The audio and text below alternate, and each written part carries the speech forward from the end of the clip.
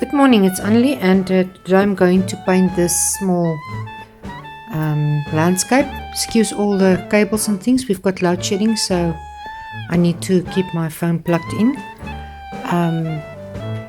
I've already done my sketch in charcoal, and I'm gonna use a fixative just to fix this, because usually I use the ink to make the drawing, but today I'm just going to use the fixative.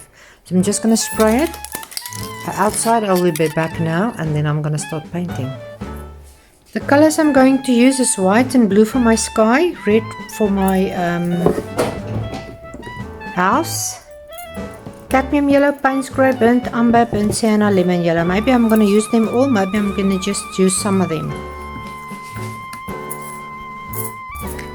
I'm going to start with my white and my blue. I'm going to put a little bit of purple and maybe a little bit of yellow in here to make it a darker sky.